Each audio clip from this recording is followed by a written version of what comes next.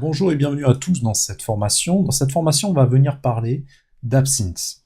Donc c'est l'un des premiers synthés qui a été fabriqué par Native Instruments. Donc Absynth, c'est un synthé semi-modulaire qui va nous permettre de créer des sons à la fois très simples à des sonorités vraiment très expérimentales. Donc on a 6 fenêtres principales, donc la fenêtre performance, donc pour tout ce qui est lié au jeu live, tout le contrôle du MIDI. La partie patch qui va permettre de voir un petit peu tous les câblages qui sont possibles avec tous les oscillateurs. La section effets qui permet de faire interagir différents effets qui sont possibles pour s'injecter dans le son. La page wave qui permet d'avoir un éditeur de forme d'onde, vraiment très perfectionné. L'enveloppe va venir jouer sur l'enveloppe du son, venir faire interagir un LFO, un contrôleur à l'intérieur. Et vous avez un choix par attribut, c'est-à-dire un peu comme Massive, on va pouvoir retrouver un preset avec des caractéristiques, avec des descriptions, et Browser qui va permettre de repérer encore une fois un certain nombre de plugins, vous voyez que c'est assez fourni, et on va pouvoir venir les choisir par famille. Donc là on est en mode à l'intérieur d'Ableton Live, donc on est en mode plugin, mais vous avez la possibilité encore une fois de le lancer en standalone, mais il va falloir pour cela venir charger la carte son que vous avez sur votre ordinateur. Donc dans Audio, on peut choisir le driver, on peut choisir la device, c'est-à-dire la carte son. Pour ma part, voilà, ça serait l'ULN8. On va pouvoir choisir la fréquence d'échantillonnage, donc actuellement on est en 4400 qui est le standard du marché pour le CD-ROM, mais on peut tout à fait aller sur des fréquences d'échantillonnage plus élevées. Et on peut régler également la latence, donc un choix de latence pour compenser de la latence si vous avez un ordinateur qui est moins performant. On va pouvoir voir ici un petit peu le décalage en temps. Au niveau du routing, vous allez voir que c'est assez fourni. On a le choix à la fois sur les sorties, donc envoyer le son sur différentes sorties, si vous avez une table de mixage par exemple, et input, parce que dans Absynth, on va pouvoir réinjecter le son et se servir donc du logiciel en transition pour venir se servir des effets. Donc vous voyez qu'on a à la fois les sorties et les entrées. MIDI, on peut venir sélectionner donc les claviers que l'on a actuellement. Donc ça c'est pour la version standalone. Et on a la version à l'intérieur du plugin qui fonctionne très bien.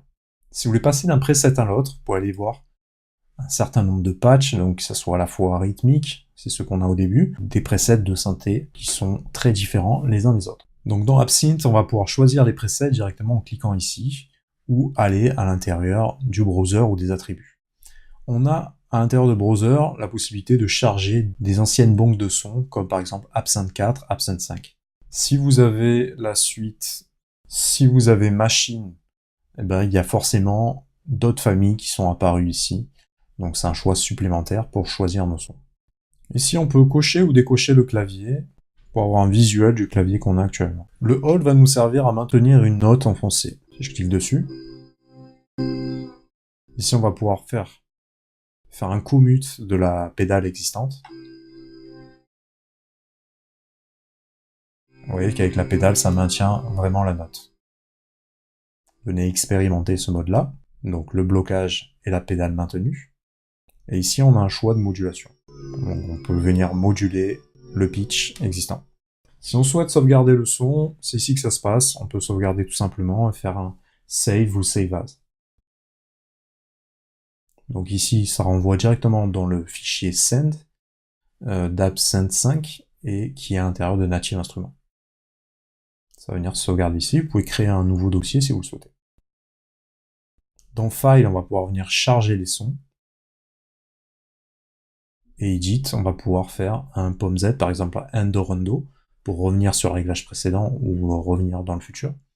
Copier, couper, et on peut accéder aux balances de level. On pourra accéder également à options, donc venir chercher à quel endroit sont chargés des samples. Ici on a un champ 3D qui apparaît avec un surround. Vous pouvez venir le varier si vous le souhaitez. Donc ici c'est le browser, le comportement du browser.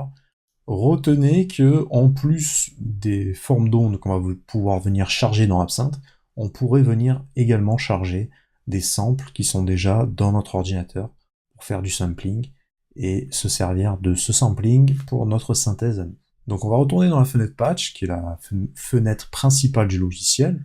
Bien souvent, quand on ouvre, on arrive au niveau du browser attribute. Donc ça nous mâche un peu le travail parce qu'on a une série de presets qui est absolument monstrueuse, mais bon voilà, nous on est là pour faire également de la synthèse, et pas uniquement faire le chercheur de son pour nos productions.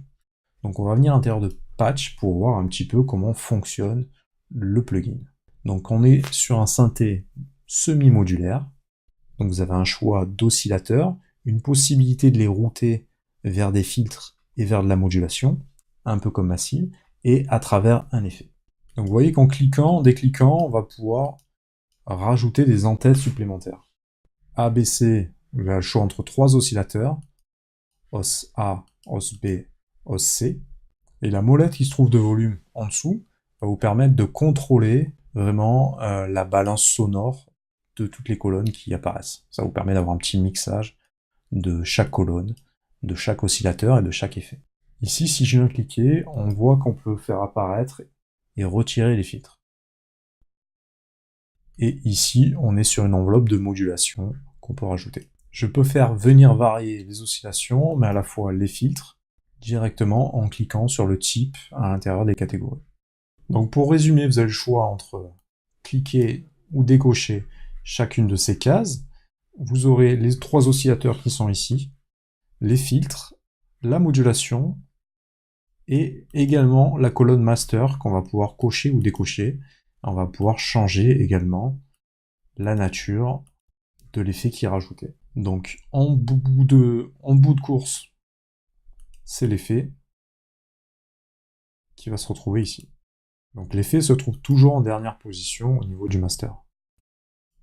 Si vous voulez obtenir des sons différents, vous avez la possibilité de cliquer ici à droite, donc pour définir si vous voulez traiter les effets en parallèle, ou bien si vous souhaitez que ça soit en mono.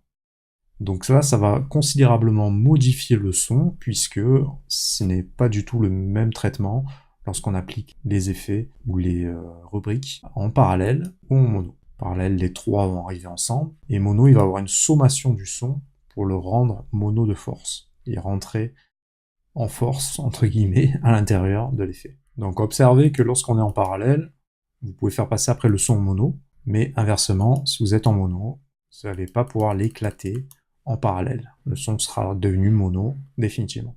Tout en bas à gauche, on a un petit rond qui va permettre de faire apparaître un champ stéréo sur chacune des colonnes.